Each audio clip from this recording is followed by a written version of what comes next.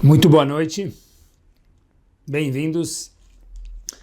Eu gostaria de bater um papo hoje sobre um tópico que, falar o que ele é incrível, e o mais incrível é que não é hoje que ele foi revelado para a gente, algo desde que a Kadosh Baruch Hu nos deu a Torá, esse tópico, mas é um tópico que ele é uniforme e ele vale hoje como quando a Kadosh Baruch Hu deu a Torá para a gente há mais de 3.000 anos atrás. A verdade é que, se a gente for olhar isso entre parênteses para dar um start, meus queridos, a Torá tem uma visão, no bom sentido, de águia. Quando Hashem contou alguma coisa para a gente há mais de 3.000 anos atrás, e vale isso hoje, como se Hashem tivesse falado para a gente, Hayom al levavecha, como a gente fala no Shema. Hayom, hoje. Eu te dei a Torá hoje porque Hashem está falando para a gente, cada dia a Torá é o objeto mais atual do mundo. Acompanhem comigo. Hashem criou o mundo com um propósito. O Midrash Rabbah conta para a gente o seguinte, que existe uma diferença, se a gente for apontar, e na verdade a gente não apontaria, mas o Midrash conta para a gente, o Midrash é nada mais, nada menos que um pedaço da Torá que Moshe Rabbeinu recebeu no Shammai, no Har Sinai, na outorga da Torá, e no Midrash Rabbah está escrito o seguinte, que existe uma diferença entre os tzadikim e os reshaim, os justos e o contrário dos justos. E se a gente fosse pensar por 10 segundos juntos aqui, qual a diferença entre justos e não justos? Talvez a gente pensaria mitzvot e averot, porque um tzadik faz mitzvot e um rasha não faz mitzvot. Um justo faz mitzvot e um perverso não faz mitzvot, mas não procede porque um rasha, alguém que não é tzadik, também faz mitzvot, e um tzadik também faz averot, porque errar é humano. Então, na verdade, pergunta o Midrash, qual que é a diferença entre o tzadik e o rasha? E se o Midrash falou que existe uma diferença, a gente pode retomar ela. Mas antes de tomar a resposta do Midrash, eu queria desenvolver um pouquinho o tópico do show de hoje e a gente volta para a resposta em breve. Qual a diferença entre o tzadik e o rasha? A diferença que existe. E a gente vai por aqui, pessoal, seguir o nosso caminho. Cada um de nós provém de uma das 12 tribos. Yaakov teve 12 filhos, que são as 12 tribos. O mesmo Yaakov teve um irmão chamado Esav. E a Torá faz um grande big deal do nome de Yaakov e Esav. Avraham foi de Avraham para Avraham. Yitzhak, a Torá conta um pouquinho do nome dele, de onde veio do riso, foi uma gargalhada. Depois a gente pode procurar na Torá para entender isso melhor. Mas Yaakov e Esav, que Yaakov mais uma vez é o progenitor das 12 tribos, e Esav, o irmão dele, a Torá faz todo um big deal do nome deles. De repente, a palavra Yaakov vem da palavra Ekev, calcanhar. Esav, também, ele era cabeludo. E de repente, se a gente fosse chamar Yaakov de algo, meus queridos, e a gente fosse preencher um forms para alguém chamar o nome de Yaakov, e colocasse numa sinagoga, numa yeshiva, numa escola de crianças, onde contaram para eles a história de Yaakov e Esav, conforme está escrito na Torá, Yaakov é chamado Ishtam Yoshev Alim. Eu chamaria Yaakov de Tam, um homem íntegro, Yoshev Alim, estudioso, não calcanhar, porque a Torá não conta para a gente que Yaakov era um calcanhar. Yaakov era um homem estudioso, era um homem íntegro, era um homem correto. Isso que a Torá conta para a gente de Yaakov, e certeza que se a gente fosse perguntar para alguém, talvez chamariam ele de paciente, porque ele teve muita paciência com Lavan, sogro dele, que foi um pilantra com ele. Ok, calcanhar, fraquíssimo. Talvez um voto de 1000. Testem na mesa de Shabbat de vocês. Dê um nome para Yaakov, ninguém vai chamar ele de calcanhar. Depois, pessoal, a gente continua mais um pouquinho. E aí vem o outro nome, Esav, que ele era cabeludo. Mas espera aí, chamar Esav de cabeludo? Espera aí, podia chamar Esav de caçador, que é o que a Torá conta para a gente sobre ele, irmão de Yaakov. Podia chamar Esav de bom vivant, que é o que a Torá conta para a gente que ele ia caçar, ele comia gourmet, ele gostaria de fazer um steak. Podia chamar Esav de sarteníssimo, mas nada a ver com Esav, fraca a definição do nome de Esav, óbvio que aparentemente. Eu chamaria de tudo menos Esav e ele, Yaakov, tudo menos Yaakov. Mas a Torá Kedoshá, na sua sabedoria infinita, Hashem, deu o nome de Yaakov e Esav. E a pergunta é, por quê? Lama, why, por quê? Chachamim contam pra gente, e pessoal, olhem que forte e olhem que lição masteríssima tem aqui, e essa é a diferença entre o Tzadik e o Rasha que o Midrash apontou há 3, 4 minutos atrás. Quando Esav nasceu, diz a Torá o seguinte pra gente, Vayetze Arishon, o primeiro, que foi Esav, o primeiro a nascer, Admoni, vermelho, rouge, Kuló, Kiader Etzear, muito cabeludo. Ele tinha muito cabelo. Eu não sei se depois ele ficou careca, como todo bom Yehudi, mas ele no começo tinha muito cabelo. Vaikra Shemo Esav, o nome dele ficou chamado de Esav. Diz o Baal Turim foi todo escrito em uma noite. Baal Turim era um dos grandes gigantes dos Rishonim. Diz o Baal Turim, um dos comentaristas no Humash, que a gemátria de Esav, o valor numérico, se a gente for somar Esav, Ain, Samech, Ain, Sin, desculpem, Ain, Sin, Yud e Vav, da mesma gemátria, o mesmo valor numérico da palavra Shalom, paz. Ou seja, Esav tem o mesmo valor numérico da palavra paz. E desculpem, de novo, se a gente fosse chamar Esav de qualquer coisa, seria tudo menos paz. Era um homem barulhento, era um homem que queria matar Yaakov, era um homem que foi brigar com seu pai pela brachá, por ser primogênito, era um homem caçador, violento, então é tudo menos paz. O que o Baal Turim vem ensinar para a gente? Que a gemátria, o valor numérico de Esav é Shalom e paz. Quer dizer, não é só que é o valor numérico, ele quis dizer essa essência de Esav. Mas espera aí, Shalom, paz, Esav, não bate. Mas, anyways, o que tem a ver Esav com Shalom? Aqui mora a diferença de quem tem um approach correto na vida e um valor e um approach equivocado na vida. E por que Esav é chamado dessa forma e por que Yaakov é chamado dessa forma? Por quê? Pessoal, prestem atenção que power, direto para o ponto. Esav vem da palavra la'asot. La'asot é fazer. Esav, past tense, passado, asui, feito. Esav nasceu feito. Yaakov vem da palavra calcanhar, ekev, calcanhar como a gente mencionou. Por que justo? Tenta imaginar, você vai chamar alguém hoje em dia de calcanhar, vai ficar ofendido. E aí, calcanhar? Chega aí. A pessoa vai ficar ofendida. Mas é o maior elogio do mundo. Não que a gente possa chamar alguém de calcanhar, porque talvez a pessoa não vai entender o que a gente quis dizer. Mas a Torá encontra nisso o maior elogio do mundo e chamou o terceiro dos patriarcas, Yaakov, pai das 12 tribos, dessa forma. Por que calcanhar? Porque o calcanhar é que faz com que nosso pé possa se deslocar para de um lugar para o outro. Esav era um homem, eu já estou feito. Halas, done. Yaakov vem da palavra ekev, move on, mover, se deslocar, caminhar, andar. E quem caminha às vezes vai para o lugar errado, mas ele está caminhando.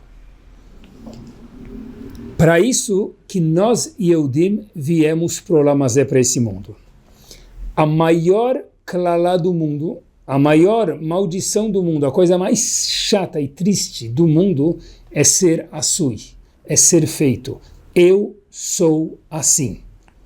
A maior brachá, a maior bênção do mundo, meus queridos, é uau! O quê? Olha como ele mudou. Olha como ela mudou. Isso requer crescer. Para que a pessoa possa mudar, ela precisa crescer. Esav é a mesma gemátria de Shalom, de Baal Turim. Quando eu li esse Baal Turim, eu pensei no seguinte, talvez essa seja a intenção Baal Turim, eu não sei. Qual a relação entre Esav e Shalom, Esav e paz? Esav, aparentemente, é tudo menos paz. A resposta está fácil. Shalom quer dizer relax, on the rocks, fica de boa, fica numa dib. Esav era um homem tranquilo. E às vezes ser tranquilo é a coisa mais maravilhosa do mundo. Mas no termo que a gente está falando agora, ser tranquilo, é horrível, é triste, é seca a vida da pessoa. Por isso que Esav era um homem que na Torá aparece a palavra ayef, cansado. Por quê? Porque ele era sempre o mesmo, ele não crescia, ele nasceu assui, nasceu feito. Esav era shalom, quer dizer, eu estou bem, me deixa em paz. Eu estou bem assim, fui assim, sou assim e serei assim. Yaakov, em contrapartida, o que ele era? Era um homem calcanhar, sempre se movendo. O Midrash pergunta para a gente o seguinte, um passo adiante. Midrash Rabbah, capítulo 11, letra 6. Veio um filósofo para Rabi Yoshua e falou para ele o seguinte, olha, se o Brit Milá, se a circuncisão vem para aperfeiçoar a pessoa, por que então o homem já não nasce pronto? Porque ele já não nasce com o Brit Milá feito. Porque precisa esperar 8 dias, acabou de nascer, a mãe mal se recuperou do parto, já tem que se preparar o Brit Milá, docinho, chamar o Moel, fazer direitinho, com o Moel que sabe as halachot, óbvio, e daí por diante. Mas por quê? Já nasce com o Brit Milá feito. Respondeu Rabi Yoshua para esse filósofo que fez uma pergunta muito inteligente, mas merece uma resposta. Disse ele, olha, os legumes, para que a gente possa comer, eles precisam ser cozidos. O trigo, para que a gente possa ter proveito dele, transformado ele em pão, em algum outro bolo, alguma coisa gostosa, precisa ser moído, assado. O homem, o ser humano, também, tzarich tikun, diz o Midrash, também precisa se aperfeiçoar. Qual que é o tikun?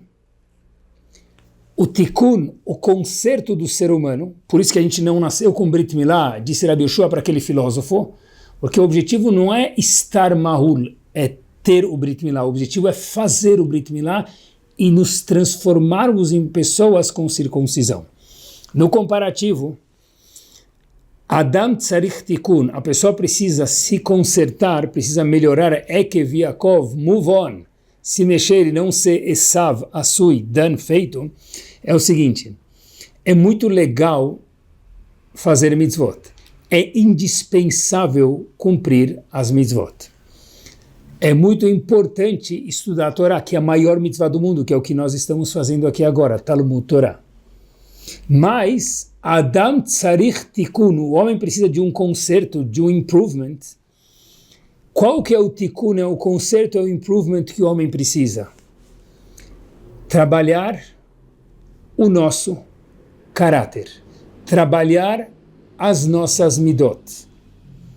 É difícil, é árduo, mas para isso que nós viemos para a Academia da Vida. E esse é o porquê, a raison d'être que cada um de nós está aqui. Pessoal, olhem só que maravilhoso. Esav, ele, em Parashat Vaishlach, já era avô, já era Zeide. E se ele foi Sfaradi, ele já era Jiddo. Tinha netos, bisnetos, alguns já. E de repente, em Parashat Vaishlach, quando a Torá vai contar para a gente a descendência de Esav, fala para a gente o seguinte verso. Ve'ele toledot Esav u Edom. Essas são as gerações de Esav, que é Edom. Chama ele de Edom, ou chama ele de Esav. Essa é a geração de Esav, que ele é Edom. Edom quer dizer vermelho. Qual que é a novidade? A gente já sabe que ele é chamado de Edom lá atrás, porque a Torá já, quando ele nasce, chama ele de Edom, porque ele pediu, quando ele foi comprar a primogenitura de Yaakov, ele falou, me dá aquelas lentilhas vermelhas, Vaikra Shemo Edom, e o nome dele virou Edom, vermelho. Então a gente já sabe que o nome dele já era dezenas de anos atrás, Esav ou Edom. Porque a Torá retoma isso quando ele vira avô já, e fala, opa, Esav ou Edom, Esav Edom. Good news, já sabemos isso faz tempo, Habibi. Qual que é a novidade? Disse Hashem, conforme previsto, nada mudou. Eu já chamei ele de Esav, porque Hashem, na sua visão de devidas proporções, correto, de águia, viu que Esav era um homem Asui, Dan, já nasceu com cabelo, já nasceu feito, já nasceu um adulto, mas em caráter não mudou nada. Era um homem que falou, eu sou Shalom, do jeito que eu estou, eu serei. Vaikra Esav o Edom. A Torá conta pra gente 2 ou 3 parashiot depois que ele nasceu. Esav é Edom, para falar pra gente, sabe o que? Nada mudou. Esav continua exatamente como ele era quando ele nasceu. Esav Edom, exatamente aquela mesma pessoa. Vele Toledot Esav o Edom. Aqui a Torá não está vindo contar pra gente quem ele era, porque a gente já sabe disso. A Torá fala para ele, Habibi, pra gente. A gente precisa saber, Esav o Edom, Esav continua sendo Edom, não mudou nada, desde que ele nasceu.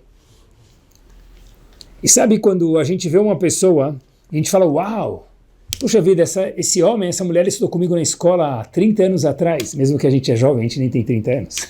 Mas eu lembro desse meu colega na escola há 30 anos atrás, há 20 anos atrás, há 40 anos atrás. E a gente fala, uau, você não mudou nada. Isso soa como o maior elogio do mundo. Talvez se for corporalmente, se for que ele não engordou, alguma coisa assim, pode ser, tá bom. Mas você não mudou nada de acordo com a Torá, isso é Esav. É a pior coisa do mundo. Como assim você não mudou nada? Esav, o Edom, ele não mudou nada. A gente veio para o mundo para ser Ekev, move on. E, meus queridos, cada geração tem um challenge, tem um desafio. Rav Yitzhak Hutner, Zichrono Libracha, o autor do livro Pachad Yitzhak, ele traz algo curiosíssimo. Ele fala que o challenge, o desafio da nossa geração, o Yetzer Hara, o tempero especial da nossa geração, a pimenta da nossa geração, o challenge, o desafio dele, qual que é? Kfirat bebechira. Negar a bechira, o livre-arbítrio. Livre-arbítrio ou a escolha. Ou seja, falar, eu sou assim, o que você quer de mim? Isso é Esav. Diz Rav Hutner, o challenge da nossa geração, porque Rav Hutner viveu na nossa geração, diz, e cada geração tem um challenge separado, um desafio separado, o challenge da nossa geração, meus queridos, é kfirá bebechirá, é negar o livre-arbítrio. O que quer dizer? Eu já sou assim. É muito mais fácil ser assim, porque eu não preciso mudar. Eu sou assim, o que você quer de mim? Me deixe em paz. Isso é Esav. Esav é Shalom. Esav eu já nasci assim. Esav é, aqui não tem conversa. E Hashem conversa conosco todos os dias. Porque Hashem fala que sim tem que ter conversa. Como assim? Hashem conversa conosco todos os dias? Nós não somos profetas? Sim, Hashem conversa conosco todos os dias. Pay attention, por favor, para os exemplos que eu vou trazer para vocês.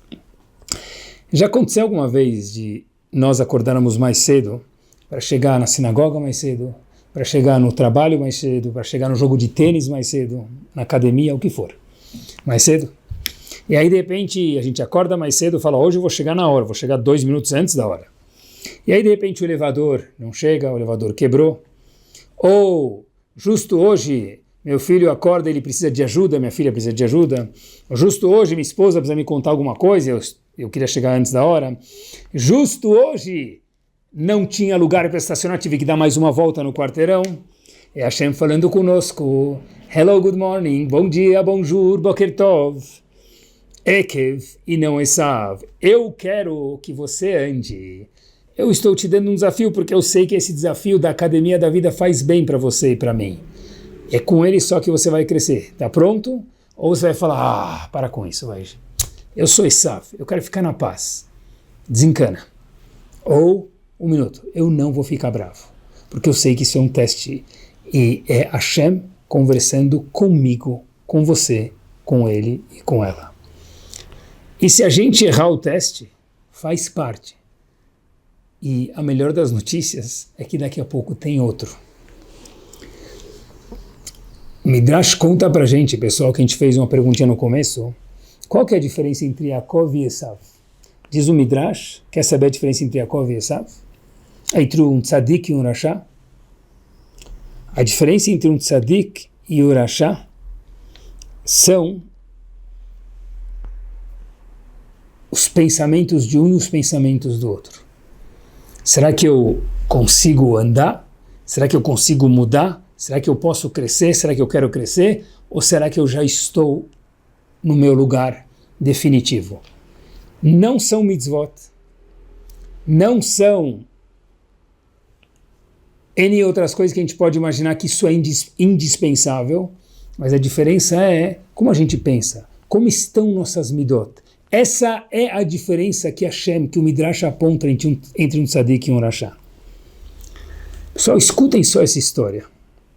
Rav Yaakov Kamenetsky, não Rav Yaakov Kanievsky, que morou em Israel, Rav Yaakov Kamenetsky, que morou nos Estados Unidos, cada um com seus méritos, grande Rosh Yeshiva de Torah Vadat.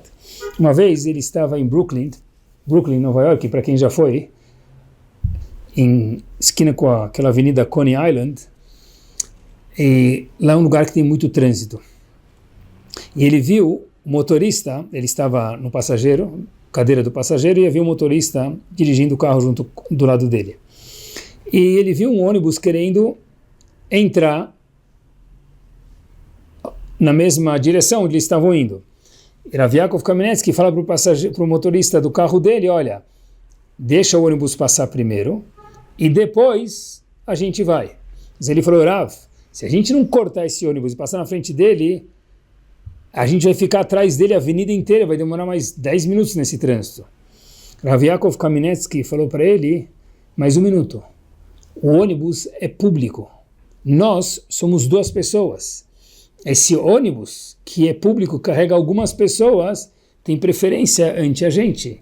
Cadê o kavod hatzibur? Cadê o respeito pelo público? Depois dessa, o motorista ficou quieto, parou o carro, não acelerou, deixou o ônibus passar e somente depois disso andou atrás do ônibus. Isso são midot. Isso é trabalhar a nossa pessoa. Mesmo que Rav Yaakov Kamenetsky também não queria ficar no trânsito. Mas ser tzadik, que era o que Rav Yaakov Kamenetsky certeza era, pelo menos tzadik era muito mais do que isso, é saber cuidar das nossas midot. Não dentro da sinagoga somente, fora, na rua, na avenida, no trabalho, na academia, no quarto, onde nós estivermos. Eu fiquei pensando, pessoal, de onde vem esse feeling de um minuto, deixa o ônibus passar primeiro? Mas não era um ônibus de Hassidim, de Rashei Shivot. Por que deixar passar? Porque diz Rav Yaakov Kamenetsky, kavod hatzibur, respeito ao público. O ônibus é público, carregava algumas pessoas o ônibus, então ele vem primeiro. De onde vem esse sentimento? Como que se trabalha isso? Como se chega a esse sentimento, esse feeling? Eu vi outra história desse mesmo grande homem que talvez responda essa pergunta. Rav Yaakov Kamenetsky uma vez, outro dia, outro momento, estava em Williamsburg. Os Hassidim, em vez de chamar de Williamsburg, chamam de Williamsburg. E estava andando e passou um cortejo de um funeral e Rav Yaakov Kamenetsky mudou o sentido de onde estava indo, virou para acompanhar aquele falecido. Então, o aluno que estava junto com Rav Yaakov Kamenetsky perguntou para ele, o senhor conhece o falecido? Se ele, não. Falou, então, por que o senhor está indo atrás do corpo? Disse ele, como assim? É uma alahá. Está escrito no Shulchan Aruch que, longe de nós, que se alguém falecer mesmo no Shabat e tiver que acompanhar a pessoa, então precisa se acompanhar a pessoa, mesmo que for no Shabat, andar atrás, em respeito ao falecido. Mas disse o aluno para Rav Yaakov Kamenetsky, o senhor nem conhece ele, acompanha ele por quê? Disse Rav Yaakov Kamenetsky, aqui acho que está a resposta. Todo ser humano foi criado Betzelem Elokim, na imagem, no espelho de Hashem. Ele é uma faísca, é um pedaço de Hashem. Na imagem de Hashem ele foi criado. Então, o que muda se eu conheço ou se eu não conheço? Se ele é Yehudi, se ele não é Yehudi? Eu preciso acompanhar ele de qualquer forma. E Rav Yaakov Kamenetsky deu mais alguns passos em respeito àquele falecido que nem sabia quem ele era e nem quem Rav Yaakov Kamenetsky era. Ou seja, quando a gente entende que nós temos um Tselem Elokim, depois disso que os outros também têm um Tselem Elokim, a gente lembra que nós temos Hashem dentro da gente. A gente precisa se comportar conforme, trabalhar as nossas midot, as nossas características pessoais e sermos pessoas finas e de classe. É aperfeiçoar o nosso eu. Pessoal, Toda situação que a regra de ouro é a seguinte: toda situação que a gente não fez nada de irresponsável, a pessoa não atravessou a rua de olhos fechados, ou não foi tonto, não foi ignorante, não foi irresponsável, toda situação que foge dessa pequena introdução que eu dei para vocês, que acho que é 99% ou 100% das nossas vidas, e acontece alguma coisa que a gente não queria, é Hashem conversando com a gente, falando: eu, maiúsculo, te coloquei aqui. Quero ver como você vai reagir. Mas eu não fiz nada para estar aqui. Exatamente isso que Hashem fala para a gente. Fui eu, maiúsculo, a Kadosh Baruch Hu, dizendo que te coloquei aqui. E para a sua academia, Hashem dizendo, com todo respeito: eu sou o seu personal e quero que você trabalhe suas midot. Quero que nós trabalhemos nossas midot. Toda a situação, repito, que nós não fizemos nada de errado. Se a gente fez uma bobeira, então óbvio que foi nossa culpa direta. Mas se a gente não fez nada de errado, a gente foi cauteloso, a gente tentou e não deu certo. Ou deu errado. É Hashem falando: eu te coloquei aqui. Eu quero ver como você vai reagir. Eu quero ver como você vai trabalhar suas midot. Porque se a gente trabalhar nossas midot muito bem trabalhadas, não é fácil. Mas a gente trabalhar, Hashem fala: pronto, não preciso mais te deixar aqui porque você já fez teu job. Move on. Ekev, Yaakov, vamos se locomover. E não ficar deitado aqui parado, ser estático como Esav. E a chave para as midot, eu acho, meus queridos, é trabalhar uma midá em específica. Trabalhar a paciência, a calma, o equilíbrio. Talvez, por isso que o Rambam, Maimonides em Alachot Deot, fala que nas midot, quando a gente quer trabalhar nossas midot, a gente sempre precisa procurar o caminho do meio.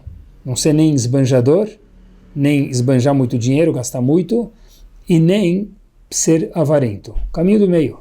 Mas, diz o Rambam, em relação ao caça, ao nervosismo, que é o contrário de paciência, a pessoa precisa procurar o extremo oposto ao caça, ao nervosismo. Por quê? Porque quando a gente fica bravo, a gente esquece que nós temos Tselem Elokim, que nós somos criados na imagem de Hashem, e que os outros que estão ao nosso redor também são criados na imagem de Hashem. Quando a gente fica bravo, a gente esquece que foi Hashem que nos mandou o teste, e a gente se questiona: o que eu fiz para estar nessa situação? E a resposta é: Mon Sheri, nada. Hashem diz: fui eu que fiz porque eu gosto de você. Eu sei que você não vai me entender agora, mas passa o teste que você vai ver que você vai crescer, e essa é a academia da vida, para sair daqui muito melhor do que a gente entrou. Quando a gente fala: olha, meu filho, minha filha, minha esposa, meu marido, eles estão testando a minha paciência, eu não aguento mais, meu patrão, meu sócio, meu funcionário. E a resposta é a seguinte: não são eles, é Hashem que mandou eles te testarem.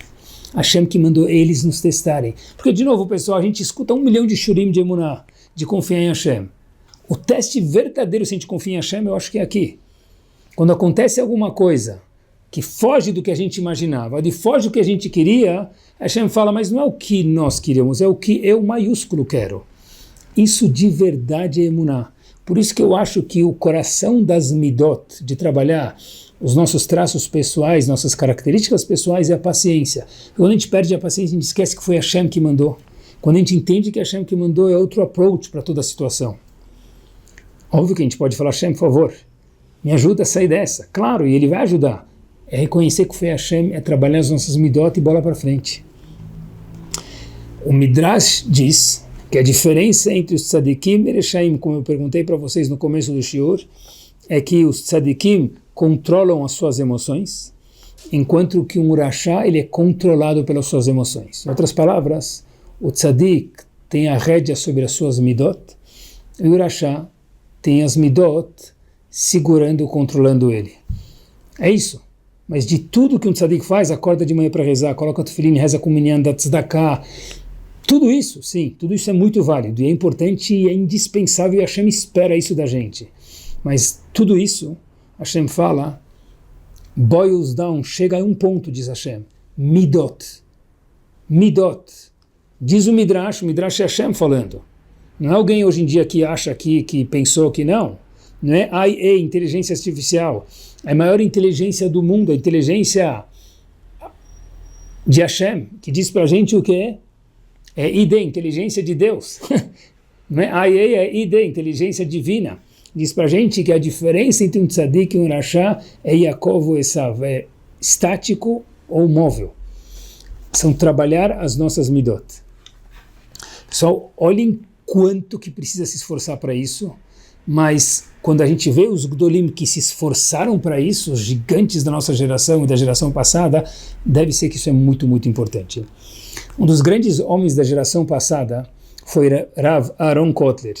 Rav Aaron Kotler, que fundou a Yeshiva de Lakewood, teve um filho, que também nasceu na Europa e depois veio para os Estados Unidos, chamado Rav Shneur Kotler. Rav Shneur Kotler faleceu em 1982. Falou isso para a gente saber que é uma pessoa relativamente recente, é o que a gente vive hoje.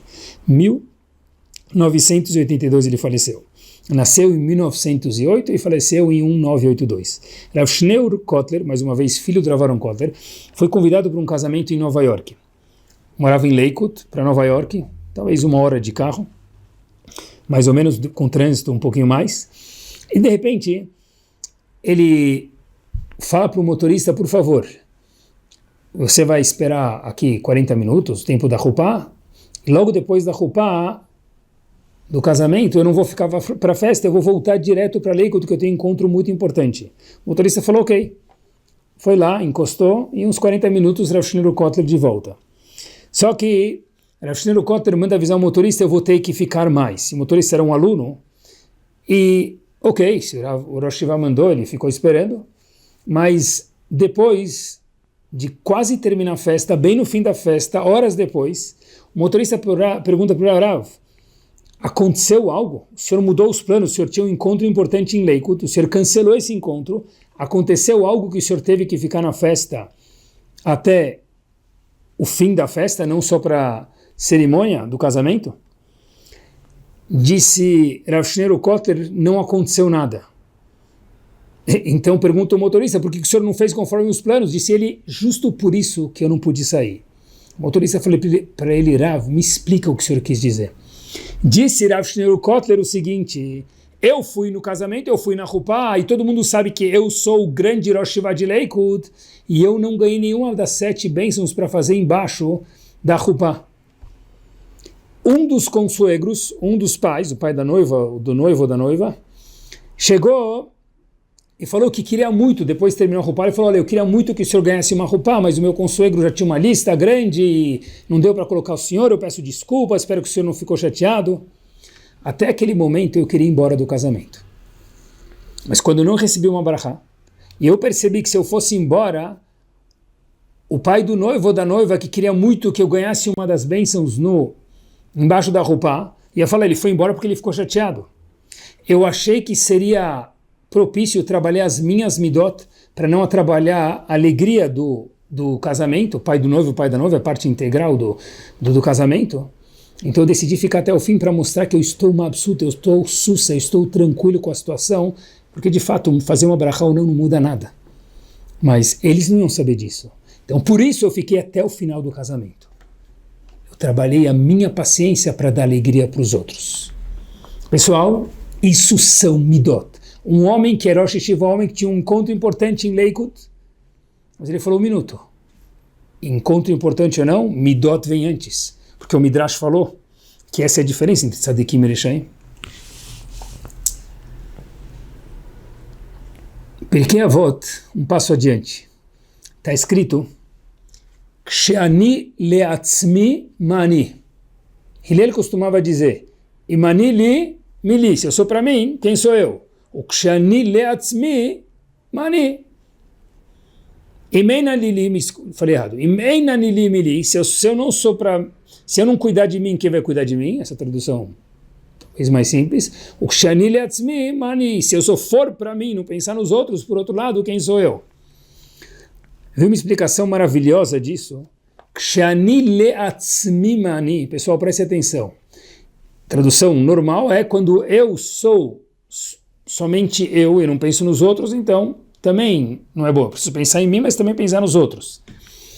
Mas eu vi outra tradução que condiz muito com o show de hoje, que Sheani leatzmi, quando o meu ani, o meu eu, é o meu etzem, é minha essência, igual eu nasci, Esav o Edom, como a gente mencionou alguns minutos atrás, que ele foi Edom, foi vermelho, do jeito que ele nasceu ele ficou a vida inteira, ele foi Esav, ele era Shalom, era relax, não mudou nada a vida inteira. Ma'ani, termina a Mishnah e Pirkei Avot, então para que eu vim para o mundo? Kshani leatzmi, quando eu venho para o mundo, quando nós vemos para o mundo para ser lamem shos, a mesma coisa que a gente nasceu, Ma'ani. Pessoal, a coisa mais deliciosa do mundo é crescer.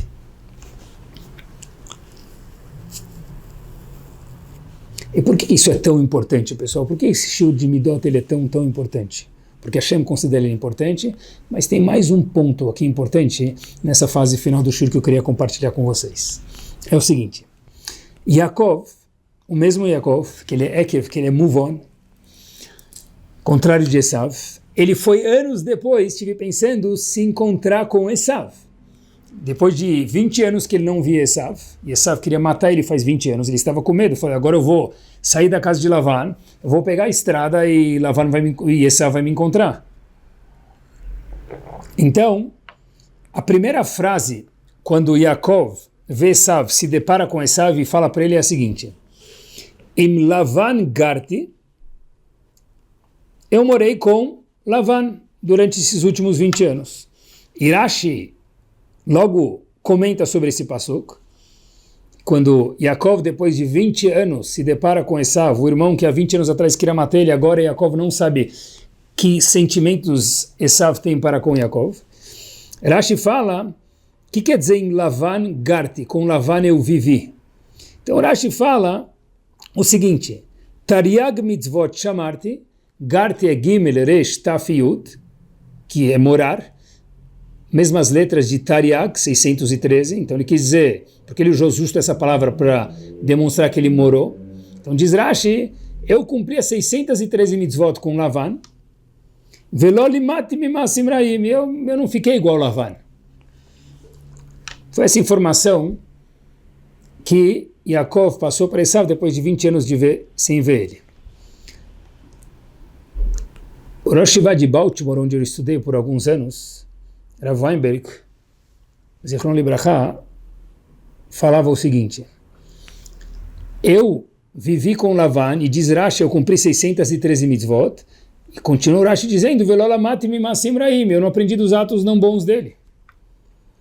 Então dizia ele o seguinte, deve ser que é possível cumprir 613 mitzvot e ter comportamentos ruins. Por quê? Porque Rashi fala pra gente, eu morei com Lavan, cumpri 613 mitzvot, assim Yaakov estava falando para Lavan, para Esav, desculpem, Yaakov dizendo para Esav, eu morei com Lavan, Tariag mitzvot shamarti, eu cumpri 613 mitzvot, velolamati mimasim araim, eu não aprendi dos atos ruins. Então tem dois steps aqui, o primeiro passo é cumprir as mitzvot, e o segundo passo é não aprender os atos ruins. Quer dizer que é possível que a pessoa cumpra mitzvot, e ainda assim tenha comportamentos não bons. Porque Yaakov precisou falar, eu fiz isso e também isso. Um não é casado diretamente com o outro. Por isso que é tão importante a gente falar sobre Midot. Porque não é automático que a pessoa faz mitzvot e as Midot entram no passo. Então como que se trabalha as Midot? A gente falou com paciência, mas como funciona isso psicologicamente? Ramim contou para a gente sobre tudo na vida. Se a gente quer melhorar algo, é falando sobre isso, escutando sobre isso e pensando e refletindo sobre isso. Quando a gente menos espera, nossos neurônios já começam a acionar. Quando a gente fala agora sobre Midot, e a gente escuta sobre Midot, a gente vai começar a prestar mais atenção sobre isso. E é isso, é assim que se trabalha, é assim que se cresce, é assim que nós nos transformamos num gigante. Quando a gente tem dificuldades, pessoal, no Hinuch dos nossos filhos, eles não são obstáculos às nossas vidas, eles são as avenidas que vão fazer a gente maiores. Porque isso que é olhar para o mundo como Hashem está conversando comigo. Se esse é meu filho, essa é minha filha, esse é meu patrão, esse é meu sócio, essa é minha sócia, essa é minha esposa, esse é meu marido. Um minuto, é Hashem falando, Habibi, aqui está o seu personal, aqui está o seu treino. Have a good job. Capricha. Como se exercita as Midot? Pensando, conversando sobre elas. Cumprir mitzvot, se a gente não pensar, repito, não leva a gente a cuidar das nossas midot, a aperfeiçoar nossas midot. Por quê? Porque tal pessoa, eu não quero falar de ninguém. Quero falar de Yaakov. Yaakov disse, eu cumpri mitzvot e também não aprendi das condutas ruins de Lavan. Quer dizer, dá para a pessoa cumprir mitzvot e não ter boas condutas. Como que se cuida das midot, pessoal? Queria deixar mais um recadinho pequeno para aprender junto com vocês. Uma vez um aluno falou para mim, Rabino, estou muito incomodado com tal pessoa no minyan. Ele sempre entra num leilão, na sinagoga, ele compra aliá. Eu tenho muita raiva dele por qualquer razão. E está me incomodando muito ele. Aí eu falei, olha, pelo que você tá me contando, eu entendo que está te incomodando ele, mas eu acho que está te incomodando você com você mesmo. Ele falou, é verdade, Rabino. Está me incomodando comigo mesmo, me incomoda muito isso. O que eu faço? Eu falei, você quer fazer alguma coisa? Ele disse, quero. Parece frase de jogador de futebol, pessoal, mas, com todo respeito. Mas, eu disse para ele, você quer mesmo fazer alguma coisa? Ele falou, quero. Eu falei, então faz. Ele falou, como assim? Eu falei, quer ver? Depois que esse mesmo homem, amanhã, que era um dia antes de acontecer o episódio, vai subir na Torá, vai comprar o leilão, como você já sabe, vai lá, levanta, segura a mão dele e fala, Hazak Baruch, parabéns pela aliá. Ele falou, como assim? Eu falei, vai lá e faz isso. Vai doer, vai arder, mas vai lá e faz. Ele foi, ele fez, e ele falou assim para mim, a história aconteceu em Rosh Hashanah, já faz um tempo, alguns meses atrás, ele falou assim, foi o melhor Rosh Hashanah da minha vida. Eu falei, por quê? Ele falou, não sei te explicar. Eu falei para ele, eu vou te explicar. Porque quando a gente trabalha as nossas midot, a gente vira outra pessoa. E é para isso que a gente veio para o mundo, a gente se transforma em Yaakov, em move on. E não Esav ficar parado, ficar com freio de mão puxado. Porque quando a gente trabalha as nossas midot, a gente se transforma em uma pessoa eterna, uma pessoa em crescimento, uma pessoa que se mexe. Pessoal, quando vem um shaliach pedir dinheiro para a gente, para uma instituição ou para ele, e eu posso querer dar 1 milhão, 10 mil, 100 mil, ou R$1, sei lá, depende da pessoa e depende de quando eu posso dar. Mas eu preciso dar o meu macer, o meu dízimo, conforme ela pede. Em vez de pegar o dinheiro, falar para ele, pega, ou falar, depois eu falo com você, falar, estou ocupado agora, fala, olha, por favor, daqui 10 minutos eu vou estar com você. Ou depois que eu já dou para ele, falar, muito obrigado. Obrigado pelo quê, pessoal? Porque quando a gente dá alguma coisa para a Torá, dá alguma coisa para alguém que precisa, conforme o Shulchan Aruch quer, nós estamos transformando o nosso dinheiro em eterno. Todo tempo que o dinheiro está no banco, ele não é eterno. Tomara que a gente use com saúde, mas ele não é eterno. No momento que a gente dá para alguma causa que a Torá aprecia ela, nós transformamos o nosso trabalho, que daí vem o nosso dinheiro, em eterno, em netzach, eternidade, e o dinheiro em eternidade. Então quando alguém vem pedir para a gente falar, obrigado, muito obrigado pela oportunidade, você me transformou em um pouco mais de eternidade nesse mundo, eu vou viver para sempre por causa de você. Isso são midot. É dar um sorriso mesmo que a gente talvez não esteja afim, mesmo que ele mereça. Mas é falar, obrigado pela oportunidade. Pessoal, pratiquem isso uma vez. Vai ser maravilhoso. No começo vai doer, vai machucar o lábio, os dentes, mas depois vai fluir e falar, uau, de verdade é assim mesmo. Quando a gente trabalha as nossas midot, a gente só ganha. E é para isso que a gente veio para o mundo. Escutem só essa história e com ela a gente conclui.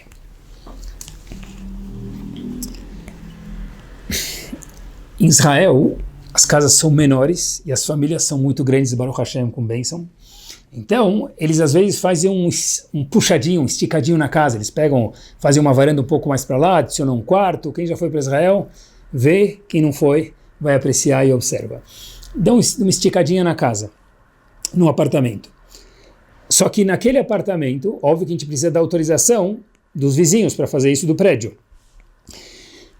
E de repente, a família Cohen, nome fictício, uma história 100% verdadeira. A família Cohen foi questionada se ela podia que o vizinho deles esticasse o apartamento. E a família Cohen falou, deixa eu pensar. E o pai começou a conversar com a mãe e falou, olha, qual a dúvida? Falou, olha, se a gente deixar ele construir o puxadinho dele, esticar a varanda dele para cá, o que vai acontecer é que a gente vai ficar sem sol. Mas a mãe falou, olha, eles têm muitos filhos e eles não conseguem viver assim, a gente precisa ajudar. O pai falou, sim, mas tem razão, mas a gente vai ficar sem sol. Ficar numa casa sem sol é triste. A gente sempre quer uma casa ensolarada, o sol traz alegria, traz brachá. Então, pensaram uma semana, depois falaram, sabe o quê? A gente vai escurecer um pouquinho nossa casa, mas a gente vai acender o sorriso da família do lado, vale a pena. Então, a família Cohen foi para os vizinhos e falou, olha, só falta a nossa assinatura, está aqui ela, vocês podem fazer essa extensão na casa de vocês, mesmo que vai, por um lado, tirar a sombra da nossa casa. História 100% verídica. De repente, essa família vive lá mais alguns anos, ambas famílias, os vizinhos gratos para sempre, com mais espaço, um quarto a mais é muito, e aquela outra família, cada dia que era verão e não tinha sol, sentia um pouquinho a falta do sol, mas foi uma escolha que eles fizeram para o sorriso alheio. Anos seguintes, anos depois, a família Cohen precisava se mudar de lá, aquela família que autorizou e que perdeu o sol. Eles acharam um emprego em outro lugar e precisavam mudar de bairro, de um bairro para o outro em Israel, para outro lugar. Eles queriam vender a casa. E na hora de vender a casa, eles já sabiam que a casa deles não tinha sol e teria o valor depreciado. Vieram algumas pessoas visitar, olharam, falaram, olha, a gente não quer comprar, mas se a gente fosse comprar, a gente pagaria X menos, porque essa casa não bate sol. Até que o corretor, mais uma vez, traz mais um visitante para ver se vale a pena comprar a casa ou não. E a família Cohen recebe ele já sabendo o que vai acontecer, só que para a alegria de todos, ou para a tristeza de todos, melhor dizendo, o corretor fala que o visitante quer vir ver a casa exatamente ao meio-dia. A família Cohen falou, agora que é caso perdido, meio-dia é o pior horário, porque é um dia bate sol e aqui não tem sol nenhum. Vai ficar evidente a furada que a nossa casa tem, que não tem sol. Mas, ok, bem-vindo, eles vêm lá meio-dia, vem aquela senhora com o corretor para olhar a casa, ela olha de um lado para o outro, faz uma cara, e a família Cohen já esperava, e ela fala assim, quanto vocês estão pedindo? E o corretor fala para ele quanto, ele fala, olha, vamos pedir 30 mil a mais para poder dar o desconto e chegar no preço que a gente quer. Eles falam, a gente quer X mais 30 mil, já falaram um valor cheio. Aquela senhora olha e fala, negócio fechado. Eles olham assim e falam, o quê? Mata o Meret? Tipo, repete? Ela fala, negócio fechado. E a mulher olha e fala, eu sei que vocês devem estar pensando. Como que eu fechei, não pichinchei? Porque eu queria ser sincera com vocês. Disse a família Cohen, explica. Ela falou o seguinte, olha, eu tenho um problema na minha visão. O sol me incomoda muito. Eu já fui visitar algumas casas aqui, nessa quadra, que eu queria morar aqui, eu preciso morar aqui, por razões familiares, e todas as casas têm sol. E eu sempre peço para ir ao meio-dia. A sua casa foi a única que atendeu às minhas necessidades. E é por isso que de todas as casas que eu visitei, essa casa que eu vou comprar, essa casa que eu vou pagar mais. Por quê? Porque ao meio-dia, que é o horário que mais tem sol aqui, essa casa tem sombra, que é o que eu mais preciso. Quem trabalha suas midot, acha que está abrindo mão, no fim está com as mãos abertas para receber a maior brachá do mundo, que é a brachá de Hashem, que é a satisfação de ser Yaakov, de ser move on, de crescer na vida. Semana impactante e maravilhosa cada um de nós. Não deixe de nos acompanhar pelo aplicativo Caraguila, no Spotify ou no YouTube. Quem aprende, cresce e vive cada dia melhor.